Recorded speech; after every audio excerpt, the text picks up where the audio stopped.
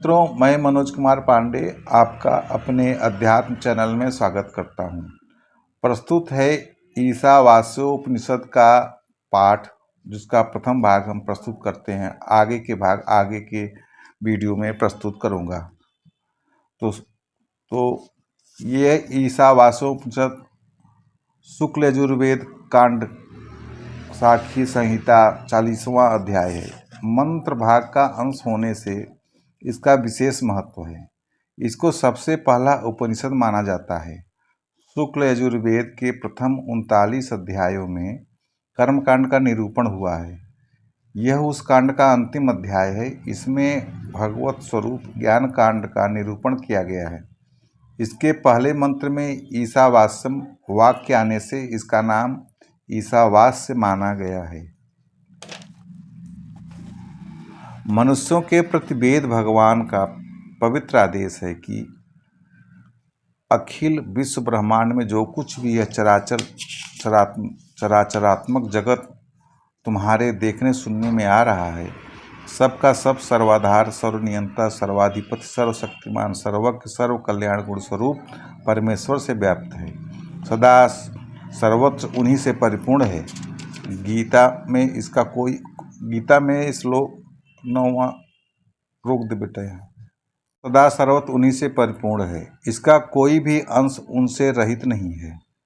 यूँ समझकर ईश्वर को निरंतर अपने साथ रखते हुए सदा सर्वदा उनका स्मरण करते हुए ही तुम इस जगत में ममता और आसक्ति का त्याग करके केवल कर्तव्य पालन के लिए ही विषयों का यथाविधि उपभोग करो, अर्थात विश्व रूप ईश्वर की पूजा के लिए ही कर्मों का आचरण करो। विषयों में मन को मत फंसने दो, इसी में तुम्हारा निश्चित कल्याण है। वस्तुतः यह भोग्य पदार्थ किसी भी के भी नहीं है। मनुष्य भूल से ही इनमें ममता और आसक्ति कर बैठता है। ये सब परमेश्वर के हैं और उन्हीं की प्रसन्नता के लिए इसका उपयोग होना चाहिए। पूर्व मंत्र के कथानुसार जगत के एकमात्र कर्ता, धर्ता, हर्ता, सर्वशक्तिमान, सर्वमय परमेश्वर का सतत स्मरण रखते हुए सब कुछ उन्हीं का समझकर उन्हीं की पूजा के लिए शास्त्र नियत कर्तव्य कर्मों का आचरण करते हुए ही 100 वर्ष तक जीने की इच्छा करो। इस प्रकार अपने पूरे जीवन को परमेश्वर के प्रति समर्पण कर दो। ऐसा समझो कि शास्त्रोक्त स्वकर्म का आचरण करते हुए जीवन निर्वाह करना केवल परमेश्वर की पूजा के लिए ही है, अपने लिए नहीं, भोग भोगने के लिए नहीं है। यूँ करने से कर्म तुझे बंधन में नहीं डाल सकेंगे। कर्म करते हुए कर्मों से लिप्त न होने का यही एकमात्र मार्ग है। इसके अतिरिक्त अन्य कोई भी मार्ग कर्म बंधन मुक्त होने का नहीं है। मानव शरीर अन्य सभी शरीरों से श्रेष्ठ और परम दुर्लभ है एवं वह जीव को भगवान की विशेष कृपा के जन्म मृत्यु रूप संसार समुद्र से तरने के लिए ही मिलता है।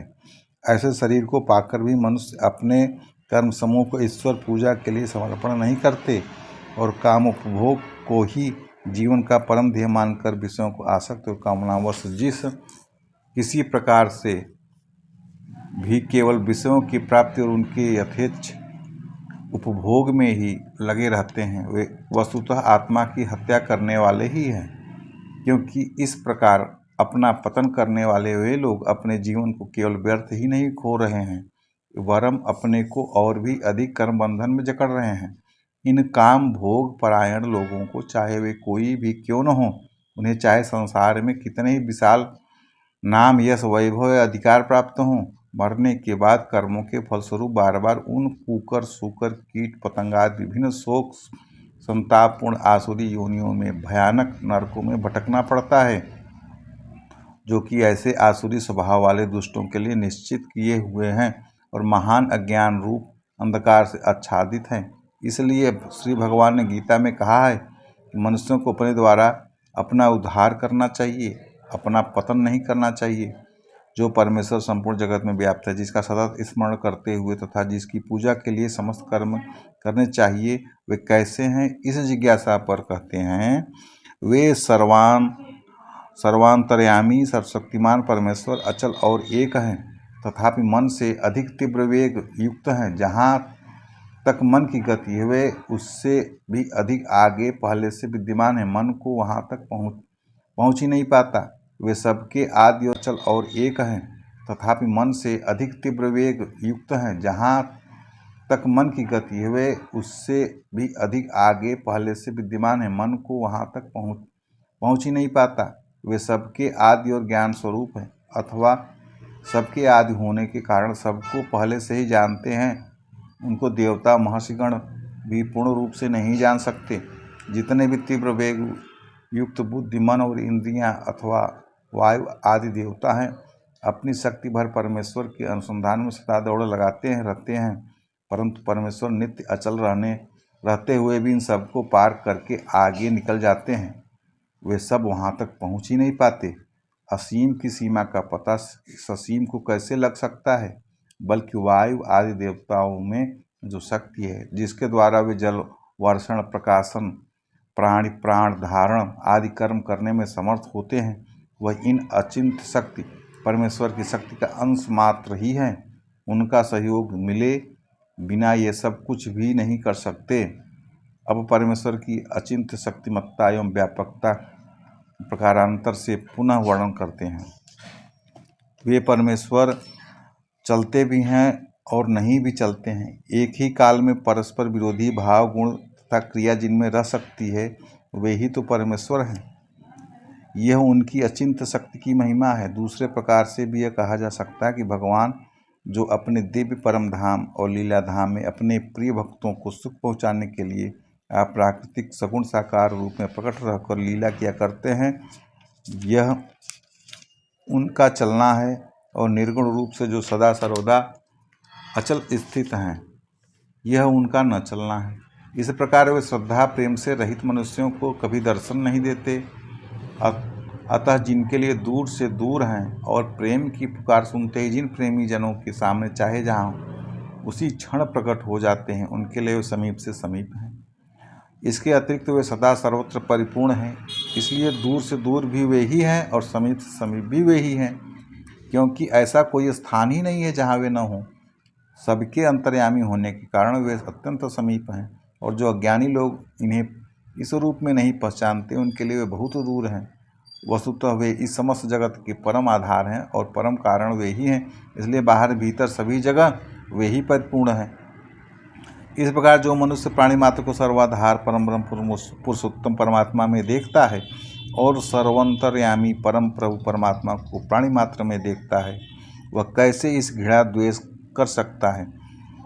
वह तो सदा सर्वत्र अपने परम प्रभु के ही दर्शन करता हुआ मन ही मन सबको प्रणाम करता रहता है तथा सबकी सब प्रकार से सेवा करना और उन्हें सुख पहुंचाना चाहता है। इस प्रकार जब मनुष्य परमात्मा को भली भांति पहचान लेता है, जब उनकी सर्वत्र भगवत दृष्टि हो जाती है, जब वह प्राणी मात्र में एकमात्र तत्व श्री परमात्मा को ही देखता है, तब उसे सर्वदा सर्वत्र परमात्मा के दर्शन होते रहते हैं। उस समय उसके अंतःकरण में शोक मोह आदि विकार कैसे रह सकते हैं? वह तो इतना आनंद मग्न हो जाता है कि शोक मोह आदि विकारों की छाया भी कहीं उसके चित्त प्रदेश में नहीं रह जाती। लोगों में देखने में वो सब कुछ करता है, वह भी वस्तुतः अपने प्रभु में ही क्रीड़ा करता है। उसके लिए प्रभु और प्रभु की लीला के अतिरिक्त अन्य कुछ भी रह नहीं जाता। अब इस प्रकार परम प्रभु परमेश्वर को तत्व से जानने का, सर्वत्र देखने का फल बतलाते हैं। उपरोक्त वर्णन के अनुसार परमेश्वर को सर्वत्र जानने देखने वाला महापुरुष उन परम ब्रह्म पुरुषोत्तम सर्वेश्वर को प्राप्त होता है, जो शुभ अशुभ कर्म जनित प्राकृतिक सूक्ष्म देह तथा पंचभौतिक अस्थि शिरा मांसादमय खड विकारी स्थूल देह से रहित, छिद्र रहित, दिव्य शुद्ध